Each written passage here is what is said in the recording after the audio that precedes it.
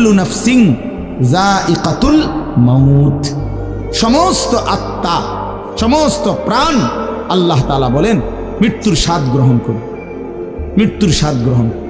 কুল ইন্নাল মাউতাল্লাযী তাফিরুনা মিনহু ফাইন্নাহু মুলাকীকুম, আল্লাহ তাআলা বলেন হে নবী আপনি বলে দেন ও দুনিয়াবাসী, মৃত্যু থেকে তোমরা যেখানেই পলায়ন করো না কেন, মৃত্যু তোমাদের সাথে সেখানে গিয়েই নিজেই মোলাকাত করো, সাক্ষাৎ করো। তুমি ডাকতে হবে না, মৃত্যু নিজেই আসবে, মৃত্যু নিজেই আসবে। আইনামা তাকুনু ইউদরিকুমুল মাউতু ওয়ালাউ কুনতুম ফি বুরুজিম মুশাইয়াদা, আল্লাহ বলে তুমি যদি এমন একটা বিল্ডিং বানাও, ঘর বানাও, যে ঘরটা অনেক উঁচা, যে ঘরটার উপর দিয়া কেউ ভিতরে ঢুকতে পারবে না, যে ঘরটার মধ্যে একটা ছিদ্র নাই, একদম আটকানো, তো এরকম একটা ছিদ্রবিহীন সুউচ্চ ঘরও যদি তুমি বানিয়ে তার ভেতরেও তুমি আশ্রয় নাও, তো ইউদরিকুমুল মাউতু, মৃত্যু তোমার সেখানেই পৌঁছবে, তোমার সেখানেই পৌঁছবে।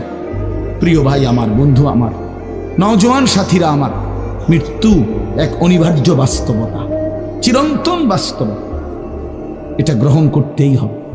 হাসলেও মরতে হবে, কাঁদলেও মরতে হবে, সুখেও মরতে হবে, দুঃখেও মরতে হবে।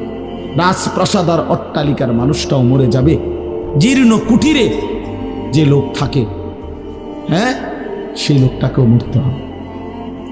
জীবনে কোনোদিন দুঃখ দেখে নাই যে সেও মরে যাবে, জীবনে কোনোদিন সুখ দেখে নাই যে সেও মরে যাবে, সব মরে যাবে। এটাই সত্য, এটাই বাস্তবতা। অতএব মৃত্যু এক অনিবার্য বাস্তবতা, এটা গ্রহণ করতেই হবে। এটা যদি আমরা মনে রাখি আমাদের জীবন অনেক সুন্দর হইত, অনেক সুন্দর হইত।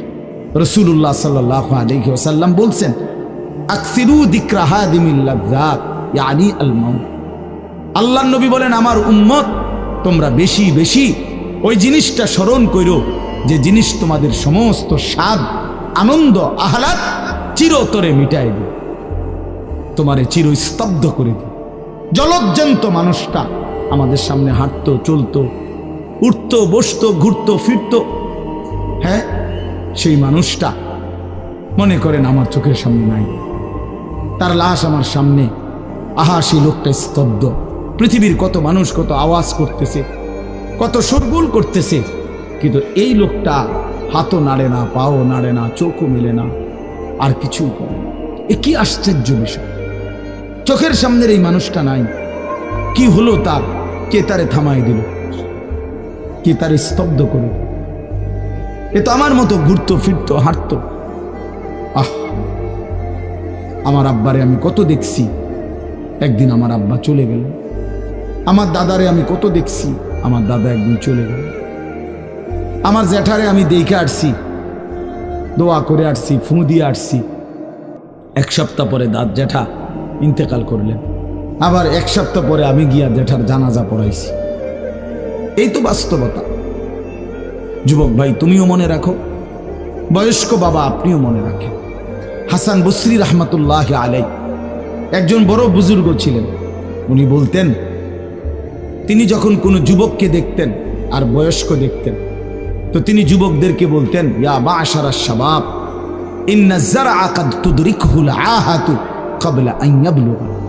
তিনি উপদেশ দিতেন, হে যুবকগণ শোনো, সব ফুল, সব ফল, সব গাছ চারা পরিপক্ক পাকা পর্যন্ত পৌঁছায় না, তার আগেই অগণিত ফুল, অগণিত ফল, অগণিত চারা গাছ ঝরে ঝরে। এটা উনি মনে করাইতেন মৃত্যুর কথা।